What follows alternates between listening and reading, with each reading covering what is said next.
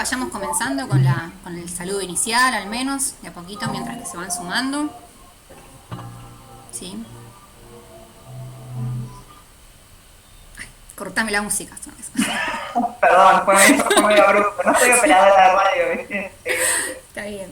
Bueno, muy buenas tardes a todos, a todas, y Juancu, ¿no? Me parece que sí, que no entraron quienes estaban anotados. Bueno, les damos la bienvenida en nombre de la ONG Gitanjáfora. Seguramente ya conocen el trabajo que venimos realizando ya hace más de 20 años, podemos decir ya hace más de 20 años. Este ciclo de encuentros para pensar la planificación entre colegas nació el año pasado, en el que hicimos encuentros obviamente presenciales en ese entonces, en la sede de nuestra ONG, en la ciudad de Mar del Plata. Y la verdad que se generaron encuentros muy lindos, amenos y enriquecedores. Creo que si hay algo que tenemos los docentes es que sabemos y disfrutamos del trabajar con otros, y que fue uno de los problemas que tuvimos el año pasado, ¿no? Uno de los más grandes problemas, esta soledad en la que en muchos casos nos vimos trabajando en nuestras casas. Y creo que ahora, al empezar a volver, nos damos cuenta, o al menos hace lo que me pasó a mí personalmente, de lo que extrañaba la charla de pasillo con compañeros, con directivos también, y este intercambio que siempre nos enriquece, siempre trabajar con otras personas, con otros profes, nos suma. Así que este año decidimos hacerlo manteniendo la virtualidad, y esta virtualidad nos permite que haya hoy un montón de personas de otras ciudades que no son Mar del Plata, como vimos ahí en el chat, de otras provincias. Si había notado alguien hasta de Bogotá, no miento, y después desde el norte hasta el sur de Argentina. Así que esa es una de las ventajas de la virtualidad, que podamos estar acá compartiendo, aunque tengamos diseños curriculares distintos y hasta distintas estructuras desde lo que llega del ministerio y las secretarías, ¿no? Así que vamos a tratar de compartir ciertos recursos, experiencias, estructuras para empezar a pensar este año, que aunque son más las incertidumbres todavía, no sé si habrá alguien que ya tiene la suerte de tener claro el panorama de cómo va a trabajar este año, ¿no? Veo que las personas que veo que mueven la cabeza diciendo que no. Creo que estamos todos más o menos de la misma manera, pero nos parecía interesante no esperar más, ¿sí? Teníamos la opción de esperar y hacer este encuentro un poco más avanzado, pero creímos que era ahora el momento para charlar y para empezar a pensar ciertas cuestiones que sí podemos evaluar en relación a lo que sucedió el año pasado, y cosas que queremos tomar o que queremos modificar para este 2021. Así que, si Aye querés pasar a la primera placa ya, con la que decidimos comenzar. Mi nombre es Mariana Castro, vamos a presentarnos también personalmente. Mariana Castro, está Yelen Bayerque, está Juan Cusarielo, está Karina Curuchet y está María Marta, que acaba de rendir y aprobar, así que vamos a aprovechar para felicitarla públicamente también. Y está Angie también, Angie dice. Bien. Bueno, decidimos está festejando, no le entra la sonrisa en la cámara. Esa que no le entra la sonrisa en la cámara, esa es María Marta, la van a reconocer. Bueno, decidimos comenzar con uno de los textos que está que compartí en el Padlet que les ofrecimos en el día de ayer en el mail. Ese Padlet va a seguir abierto, así que pueden seguir enriqueciéndolo y consultando también. Si alguien todavía no lo visitó, les invitamos a visitarlo, en el que pusimos 3 columnas.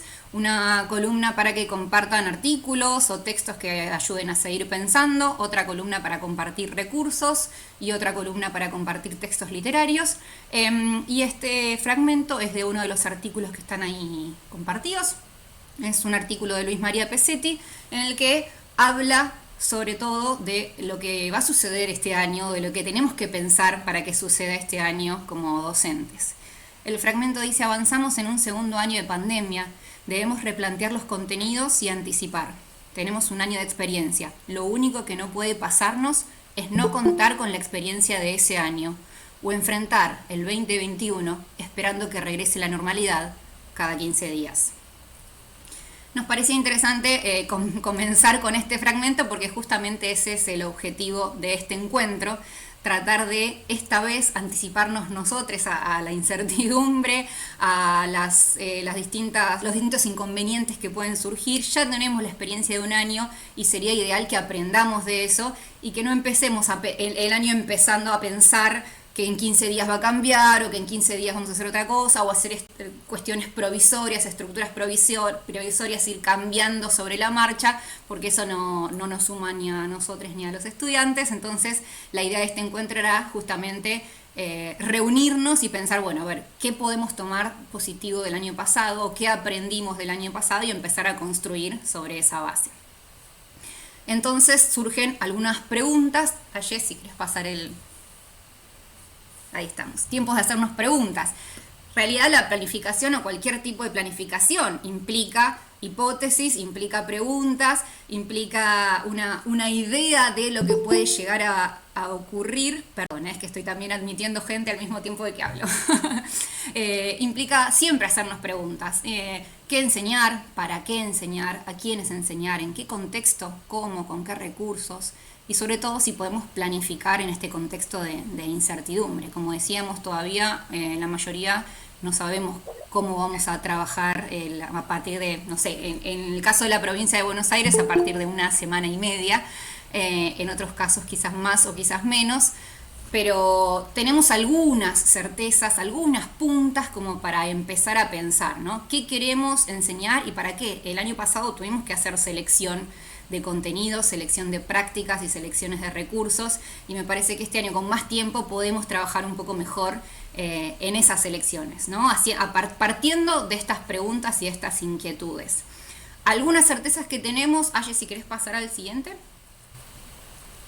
o algunas puertas poníamos ahí nosotros como para empezar a andar, ¿no? Para empezar a abrir, es la organización bimodal, ¿no? Más allá de que algunos puedan tener más presencialidad, menos, sabemos que este año va a transitar o vamos a transitarlo con algunos momentos presenciales y algunos momentos virtuales, ¿no? Entonces esa es una de las puertas que tenemos para pensar. Bueno, tenemos los dos recursos, la dualidad.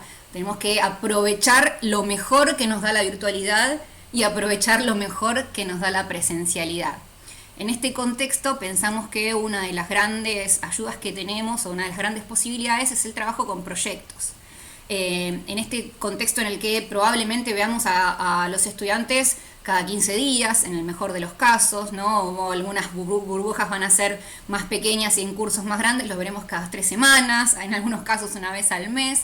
Nos parece interesante el trabajo por proyectos que nos permitan aunar bloques, digamos, ¿no? Entonces poder plantear las pautas, esto es una posibilidad, ¿sí? Ahora vamos a seguir hablando de otras, digo, plantear un proyecto que tenga un producto final, que obviamente el producto puede ser una entrega, una instancia evaluativa o una instancia oral, del modo que sea, pero poder reforzarlo, plantear las pautas de trabajo y de evaluación desde el comienzo y después ir reforzando ese trabajo y haciendo el proceso de construcción tanto en la virtualidad como en la presencialidad.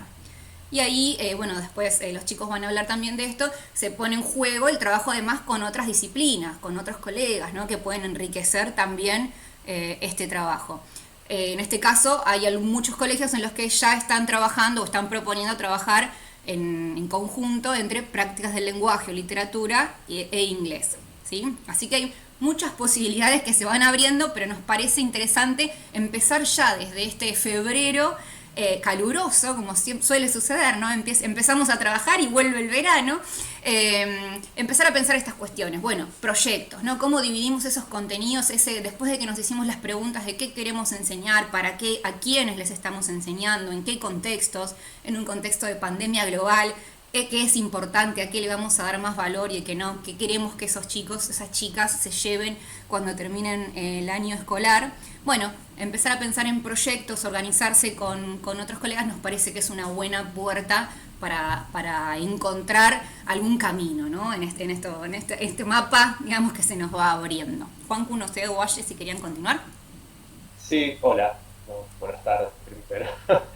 Esta idea de los proyectos ya se viene, ¿no? Como hablando hace unos cuantos años en los pasillos de los colegios, pero creo que ahora es como una dificultad, por lo menos es lo que yo sentí cuando en octubre del año pasado cae un mail, ¿no? Con el currículum prioritario, que es esta idea de imponer de alguna forma un trabajo con inglés, ¿no? Práctica de lenguaje inglés y después literatura.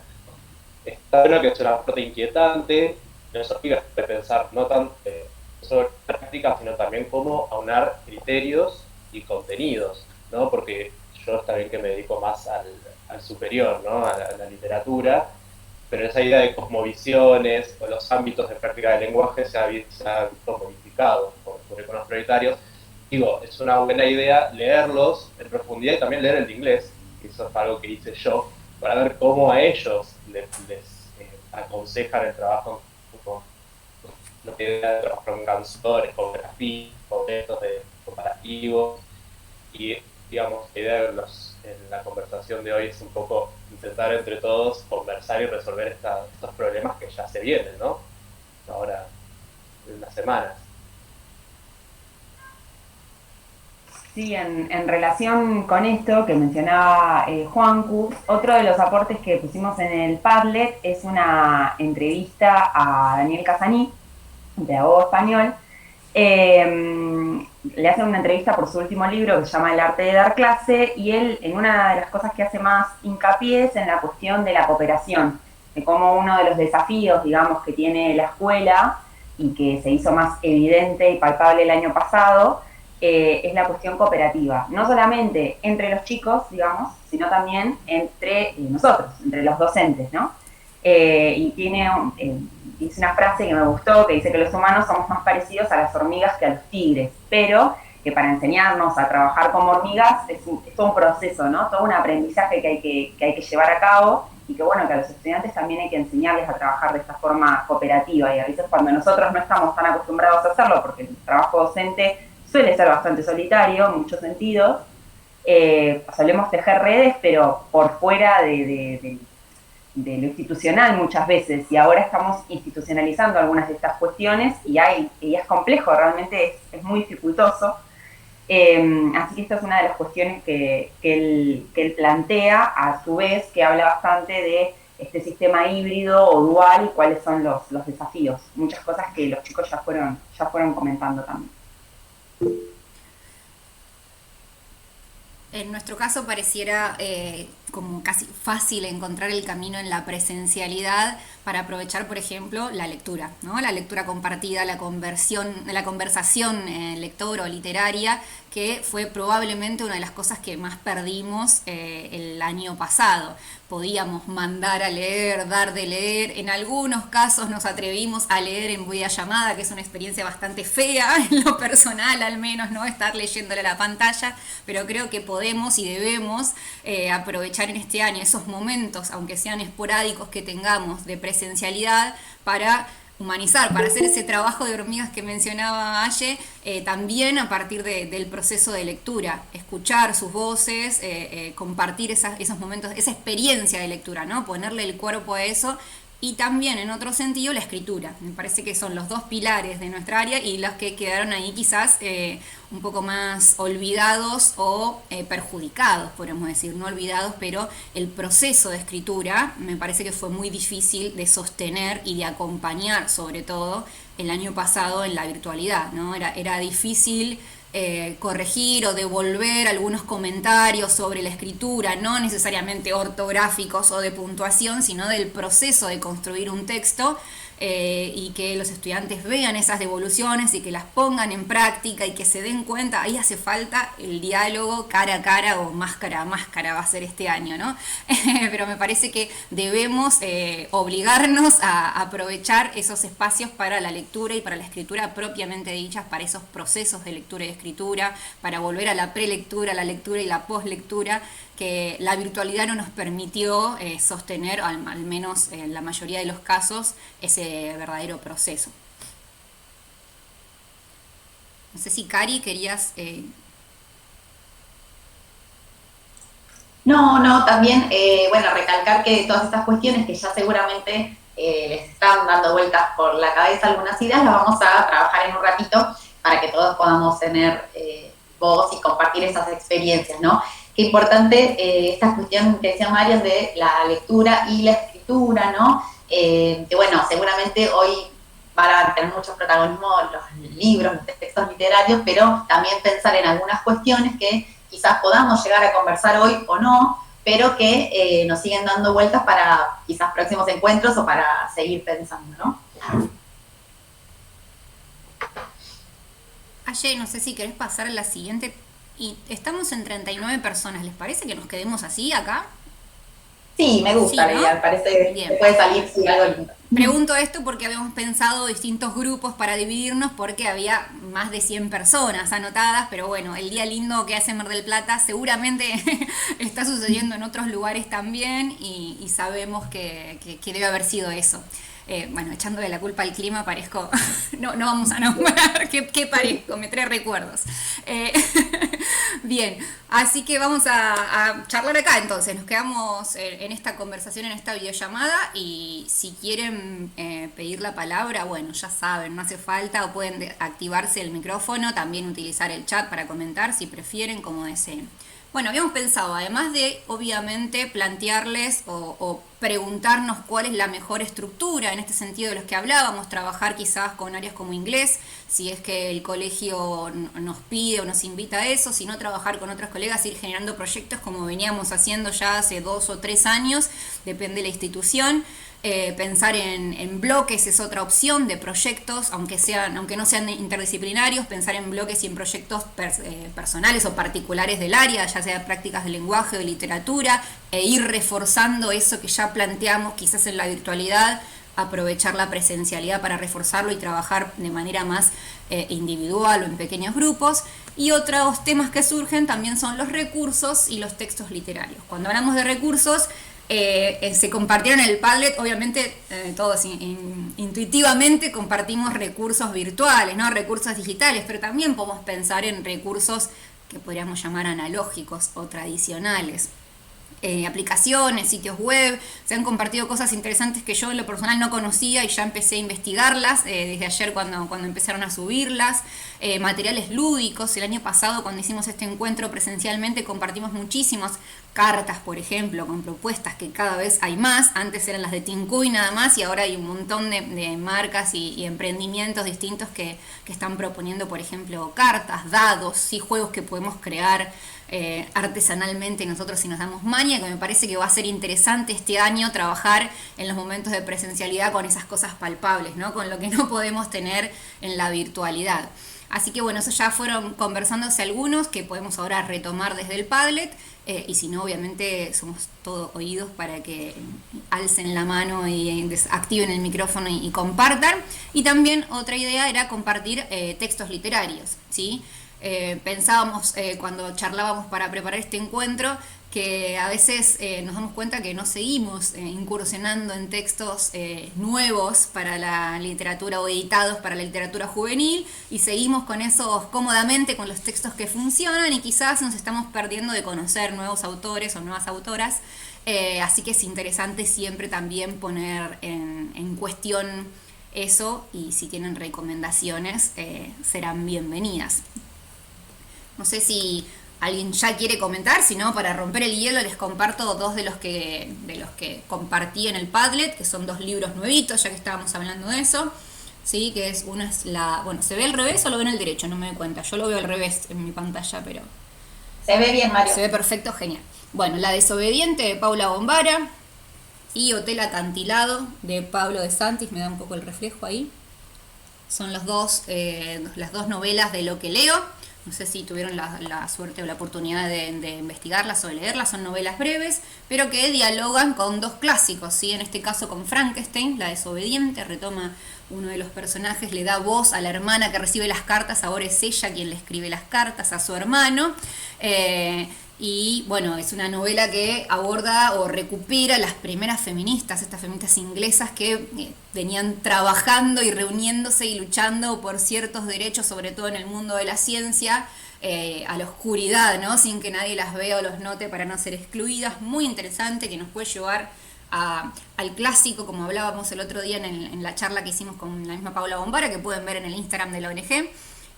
Puede ser que de Frankenstein vayamos a esta novela o puede resultar el camino inverso de esta novela ir hacia Frankenstein también.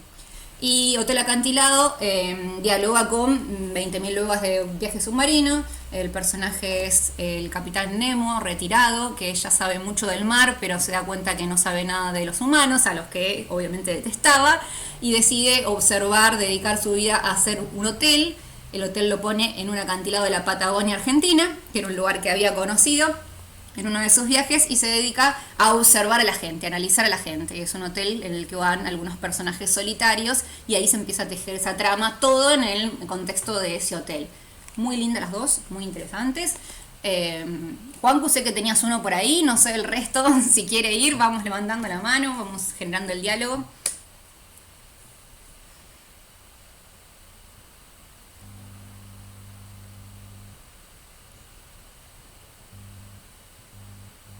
¿Quieren que comente? ¿También? ¿Sigo? Bueno, yo les había comentado a las chicas cuando nos juntamos en la organización, este libro, no sé si se llega a ver, Qué asco de vida, de Franco Baccarini, que está en la colección de clásicos contemporáneos, ¿no? De GTM.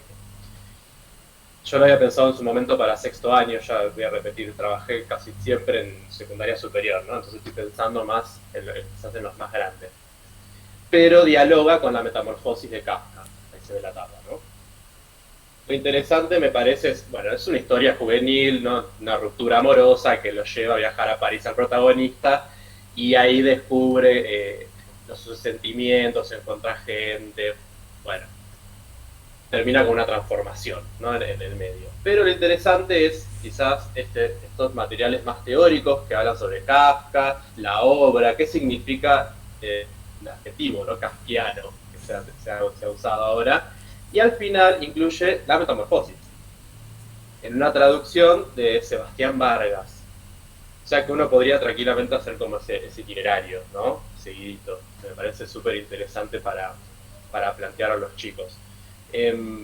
Como idea, no llegué, eso lo recibí este año, así que no llegué a probarlo, ¿no? Con esos textos que funcionan, bueno, después tendría que volver a conectarme para confesar cómo me fue, ¿no? Pero bueno, quería mostrarles eso, que no hallazgo.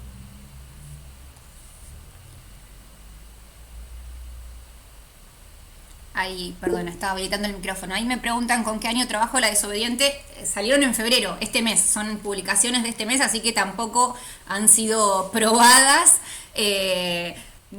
A ver, no quisiera decir por la edad o esas cuestiones que no queremos encasillar. En este caso, el libro de Pablo de Santis me parece que lo voy a trabajar en primer año. Y La Desobediente creo que sería ideal quizás para un tercero. También depende de las lecturas y cómo se organicen en cada institución, pero creo que para un tercero podría trabajarse perfectamente. Estoy hablando de provincia de Buenos Aires, para la gente que había de Córdoba, no sé cómo serán los diseños, no los conozco, pero bueno, pueden también desasnarnos y sumar desde ahí. Creo que para un tercero, para cuarto también me han dicho, me han comentado por la cuestión de la heroína o de las figuras de la mujer que muchas veces incluyen en los textos. Si se quiere trabajar, pienso Frankenstein primero, también se puede trabajar con la ciencia ficción o con los comienzos, ¿no? Bueno, se puede abordar de muchas maneras, me parece. En el caso de Santis, yo tengo ganas de trabajarlo en primero, pero insisto, todavía no está puesta a prueba.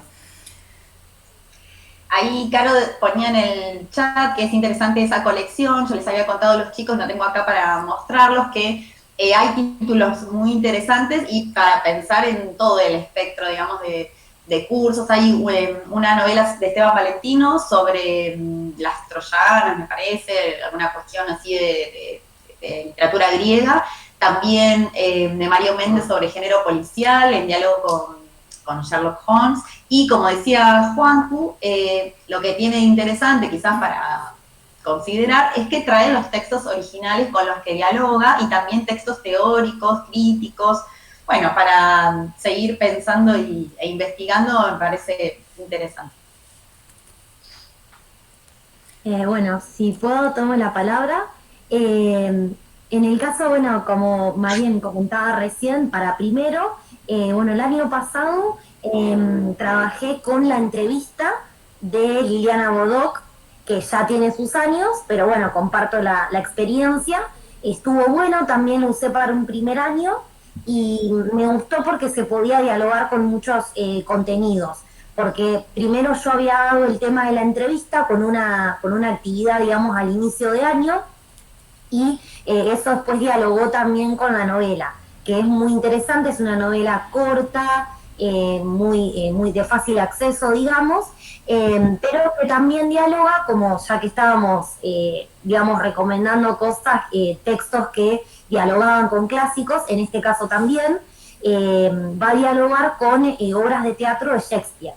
Entonces, cada personaje, ¿no? Hay una consigna que les da la profesora de lengua, que es que tienen que realizar una entrevista a una persona, digamos, destacada de la comunidad. Entonces se juntan un grupo de estudiantes que si no, no